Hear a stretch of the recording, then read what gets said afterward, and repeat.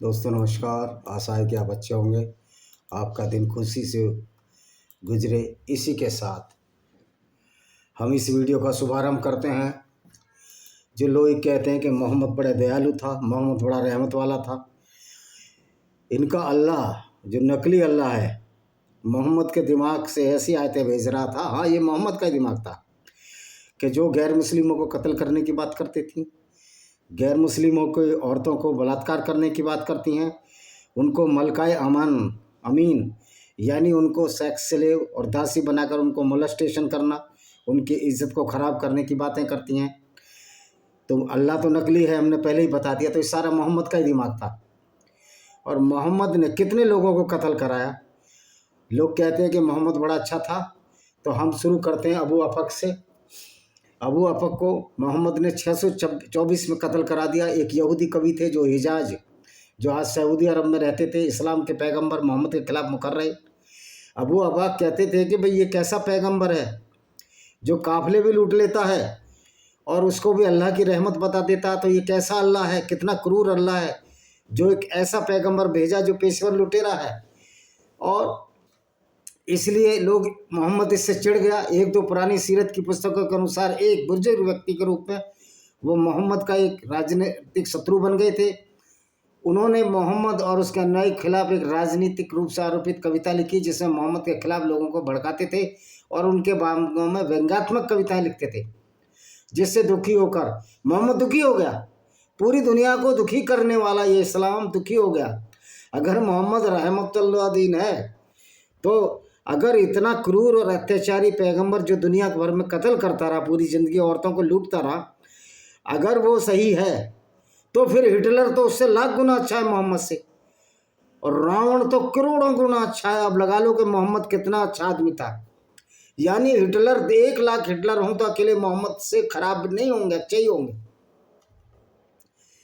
तो मोहम्मद ने क्या किया, अबू अफाक की मौत का आह्वान किया और सलीम इब्न उबैर ने कथित रूप से उसे जैसा मौका मिला मार डाला। इसने कैसे मार डाला ये बताते हैं। देखिए, इब्ने इसाक ने अपने काम लाइफ ऑफ मोहम्मद या सीरत रसूलुल्लाह में कथित तौर पर पहली बार लिखे जाने के लगभग 50 साल बाद इसे खो दिया और याददाश्त स्मृति से फिर से लिखा। इब्ने साद ने मौखिक कथनों के आधार पर निष्कर्ष निकाला कि पैगंबर अपनी आलोचना से परेशान था और अपने साथियों को उससे छुटकारा पाने का आदेश दिया। ऐसा कहा जाता है कि पैगंबर ने कथित तौर पर निम्नलिखित अभिव्यक्ति का उपयोग किया था। क्या? उस दुष्ट से कौन छुटकारा पाएगा? दो प्रारंभिक इतिहासकारों ने इसके स्रोतों की पहचान नहीं की है।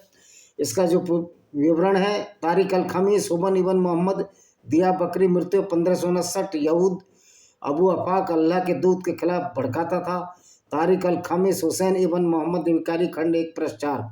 उसने अबू अफाक को लोगों को अल्लाह के दूत के खिलाफ भड़काया।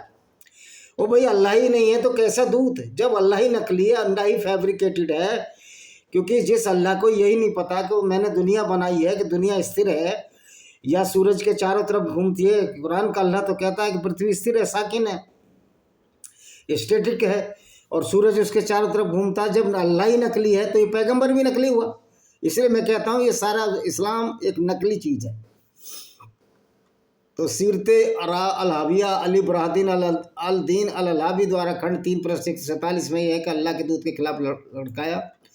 अबू बकर द्वारा पैगंबर के खिलाफ युद्ध में लोगों को उकसाने का उल्लेख शास्त्रीय विद्वान इब्न कथीर ने भी अपने बिदाया व निहाया में लिखा है।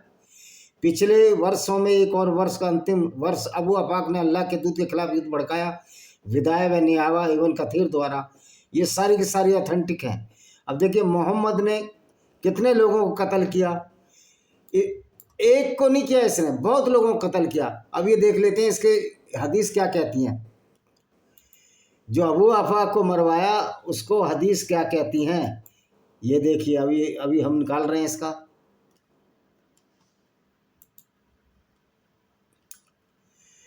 और कहाँ भाई, मोहम्मद की बदनिया गुलामी मोहम्मद जिहाद में मिनट लो। हो, ये है निधन की मीडिया राजनीति करते हैं।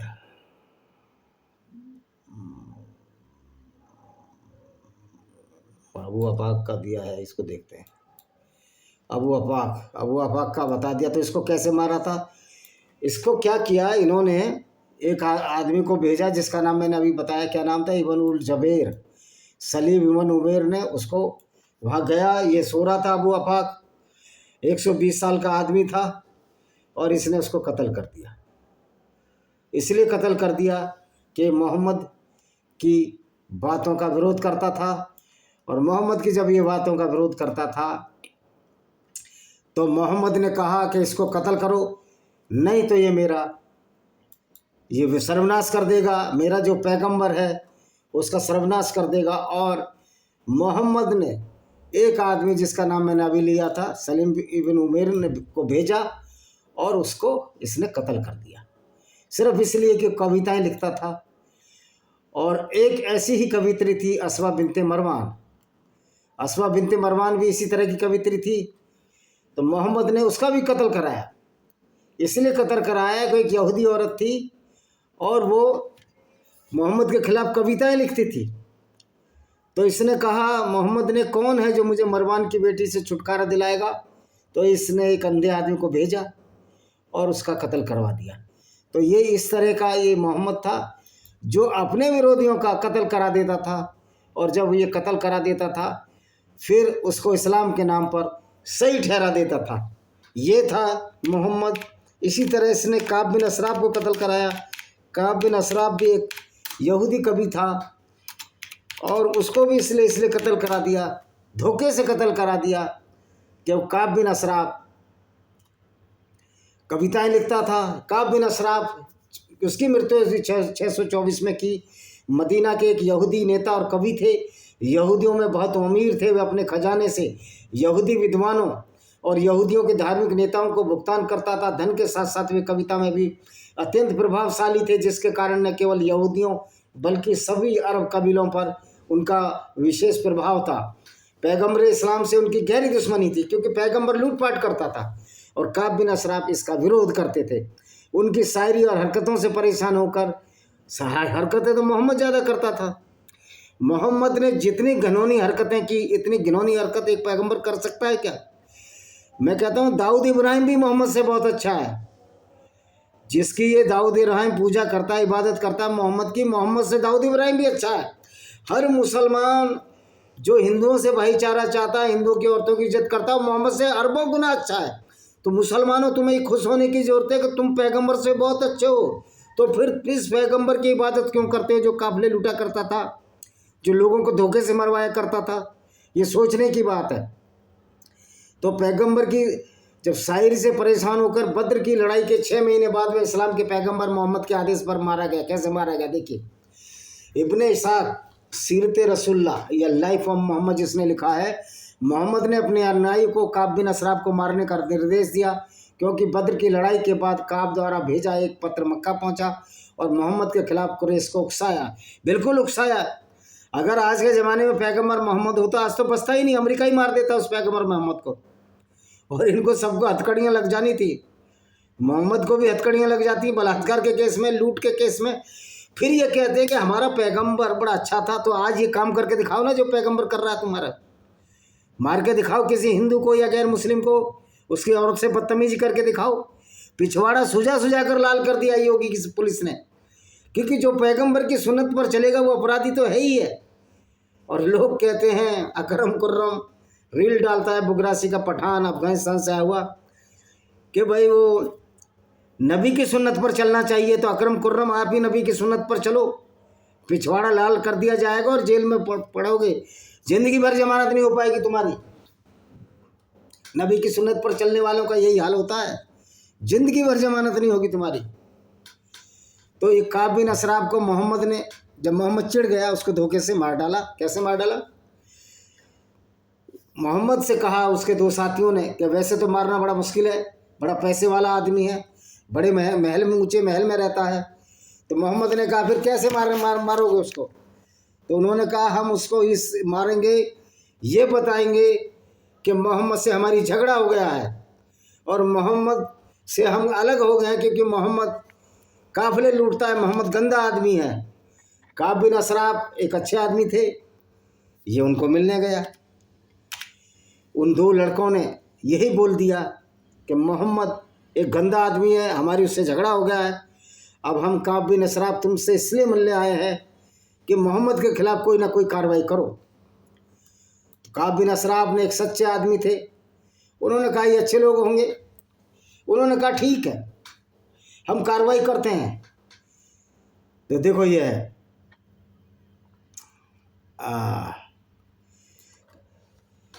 तो हम कार्रवाई करते हैं। तो कौन कौन लोग भेजे? मोहम्मद बिन मुस्लिम ने अबू नाइला, उबाद बिन बिसर, हारिद बिन औस और अबू उबास को अपने साथ लिया और रात में काब के घर गया और रबील 3 हिजरी को इब्न अशरफ के घर गया, उसके किले के फाटक पर कत्ल कर दिया। कत्ल कैसे किया?